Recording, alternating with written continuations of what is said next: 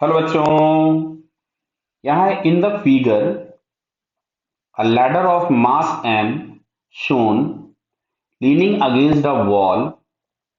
It is in static equilibrium. Static equilibrium मतलब इसमें कहीं भी कोई भी एक्सेलरेशन नहीं है किसी भी तरह का. At an angle theta with the horizontal floor, the coefficient of friction between wall and the ladder is mu1 and between floor and the ladder is mu2. Clear है? The normal reaction of the wall on the ladder is n1, ठीक है, and that the floor is n2. if the ladder is about to slip then. देखो, सबसे पहले मैं यहाँ पे सारे के सारे फोर्सेस बना लेता हूं. तो सबसे पहला तो एक इसका सेंटर ऑफ मास से mg एक्ट हो रहा होगा नीचे की तरफ में. यहां कहीं से इसने बोल रखा है नॉर्मल n2 है तो मेरे को n2 ही लेना पड़ेगा. यहां कहीं से नॉर्मल n1 है तो मैंने n1 ही ले रखा है. अबाउट टू स्लिप है तो फ्रिक्शन F2 इधर लगेगा और फ्रिक्शन F1 ऊपर लगेगा. क्या क्लियर है ये? बराबर. तो अब जैसे यहाँ पे पहला और चौथा ऑप्शन दिया है, इसको हम सॉल्व कर रहे हैं जहां पे म्यू1 जीरो है. अगर म्यू1 जीरो हो जाएगा तो F1 जीरो हो जाएगा. अगर म्यू1 इज इक्वल्स टू जीरो है, इट इंप्लाइज कि फ्रिक्शन फोर्स जो वन वाला है वो जीरो हो जाएगा. तो अब अगर हम देखेंगे, अभी मैं फिर इस फ्रिक्शन को हटा दे रहा हूं क्योंकि मैं म्यू1 बराबर जीरो के लिए सॉल्व कर रहा हूं. क्लियर? मैं बाद में बना दूंगा, चिंता ना करें आप लोग. तो यहां से अगर हम लोग देखें तो N2 इज इक्वल्स टू मिलेगा mg और N1 इज इक्वल्स टू मिलेगा आपके पास F2. क्लियर? और अबाउट टू स्लिप बोला गया है तो इस F2 की जगह पे मैं म्यू2 इंटू N2 लिख सकता था. क्लियर? तो म्यू2 इंटू N2 और N2 की जगह पे ये N1 है, सॉरी देखिए N2 लिख दिया मैंने इसको, बराबर ये N1 है. N1 is equal to F2 था और इस F2 की जगह में मैं लिख सकता था म्यू इंटू N. भाई जहां का फ्रिक्शन होगा वहीं का हम म्यू और वहीं का नॉर्मल लिखेंगे. क्लियर?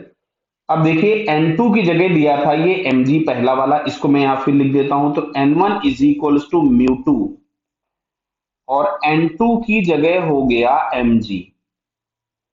क्लियर? तो अब यहां जैसे ऑप्शन में लिखा हुआ है N2 tan थीटा, मतलब इसमें थीटा इन्वॉल्व कैसे होगा? तो थीटा, अब अगर हम इस पॉइंट के अबाउट टॉर्क ले लें तो हमको दिख रहा है N2 और F2 का टॉर्क जीरो हो गया. अब टॉर्क के नाम पे आ रहा है mg और mg के लिए परपेंडिकुलर डिस्टेंस हो जाएगी L/2 cos थीटा और जो N1 है उस N1 के लिए परपेंडिकुलर डिस्टेंस हो जाएगी L sin थीटा. क्लियर? तो इस L से L कैंसल कर दिया तो यहां से आपके पास मिल रहा है N1 is equals to mg/2 cos upon sine की जगह हम लोग लिख सकते थे cot थीटा. और यहां ठीक लिखा हुआ है, देखो फिर ये लिखा हुआ है N1 tan theta is equals to mg/2. तो N1 tan theta is equals to mg/2. ये अभी हमने म्यू1 बराबर जीरो वाले ऑप्शन सॉल्व किए थे तो इसमें से हमको ये फोर्थ वाला करेक्ट दिखा, फर्स्ट वाला गलत हो गया. अब हम लोगों को वो चेक करना है जिसमें म्यू1 नॉन जीरो है.